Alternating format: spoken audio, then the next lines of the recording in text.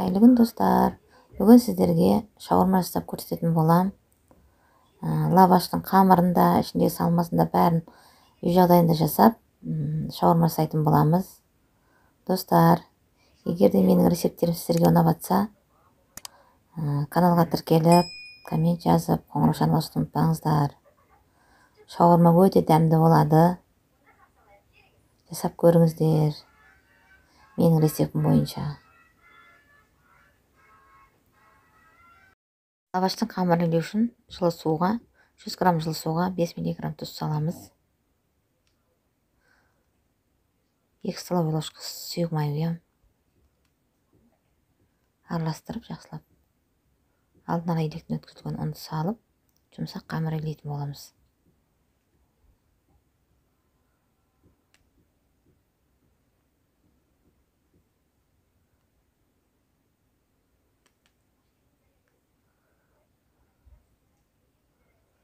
Қамырдың осындай болу керек, жұмсақтығы. Енді 10-15 минутқа тындырып қоямыз да, егеу қанғаннан кейін жайып лавашымызды дайындайтын боламыз пісіруге.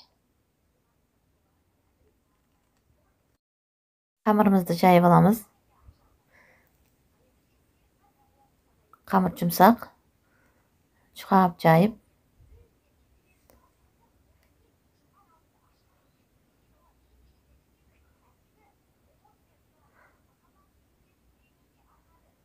Протеин қағаздарына салып, ортасын шанышқымен шанышып, қатты көтеріліп кетпеу үшін топкаға 5 минутқа пісіріп аламыз қойып. Екі бетін кезек-кезек алмастырып. Міне пісті. Піскен лавашымызға су сеуіп, пакетке сап қоямыз, ыстықтай, сол кезде жұмсаратын болады. Шаурманың ішіне салатын салатымызды дайындап аламын. Бірінші капустаны тураймын. Майдалап турап алып,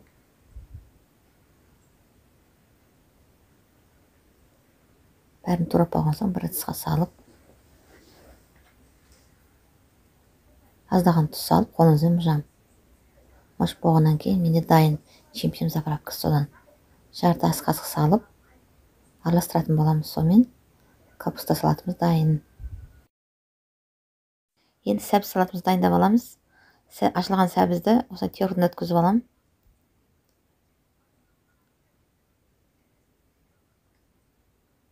Одан соң бір зубчик чеснокты өткізіп аламын.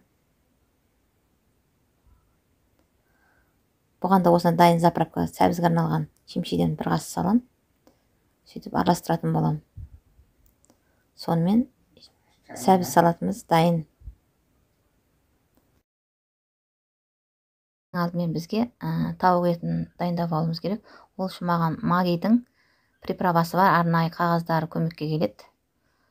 Тауықтың етін осыған кесіп, іштеріне арасына салып, пешке пісіріп алатын боламыз, пальгаға орап. Осындай жұқа-жұқа кесіп, менде тауықтың төс еті, осылай бәрін жауып, қаттырақ қысып, приправалары бір-біріне етке сіңетіндей басамыз да, пальгамен бетін жауып, шеттерін қайырып, 40 минутқа пешімізге пісіріп аламыз. Етіміз піскенше басқа нәрсені дайындай береміз. Тауық етіміз міне пісті. Енді пальгамызды ашып көрсем,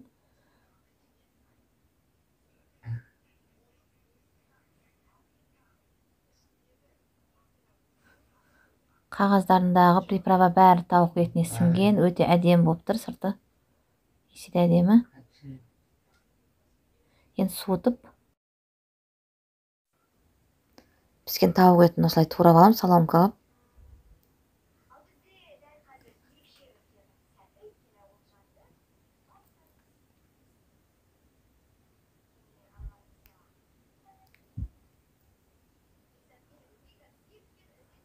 Тауық етінің бәрін өстіп турап алғаннан кейін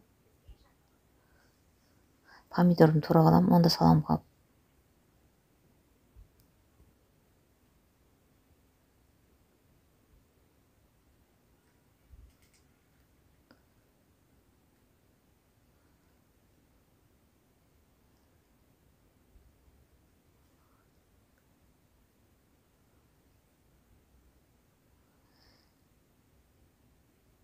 Енді ішіне салған салмамыздың бәрі дайын болғаннан кейін соусымызды дайындаймыз. Майонезге 2 ас қасық майонезге 2 ас қасық кетчуп қосып алдым. Сөйтіп ішіне салып лавашымызды жинайтын боламыз. Лаваш қамырын қоямын да доскеге. Бірінші тауық етін салам. Одан кейін соусты құям. Одан соң сәбіз салатын салам.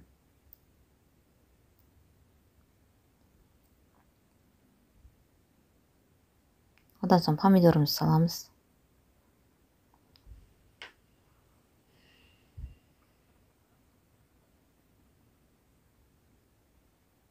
Сосын тағы да шамалы соус құйып жіберіп, капуста салатымызды саламыз.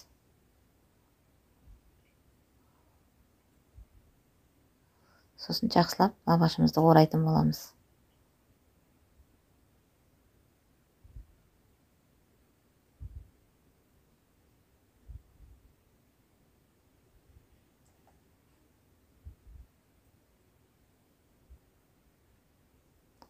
Осылай орап алып, қысып тұрған сковородкаға шамал 2 бетін қыздырып басып аламыз.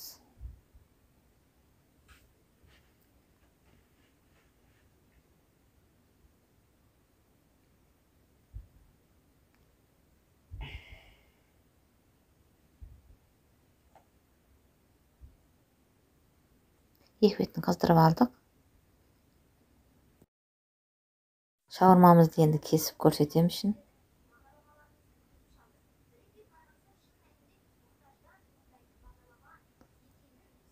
Неге ішім мынандай болады. Достар, кеңес берем. Лаваш қамырында қолдан жасап осылай. Ішіндегі салмасында қолдан дайындап, шаурманы жасап, үй жағдайында балдарға ұсынуға болады. Өте дәмді шығады. Жасап көріңіздер. Егер де менің рецепттерім ұнап жатса, каналға тіркеліп, коммент жазып, қоңыраушаны басуды ұмытпаңыздар.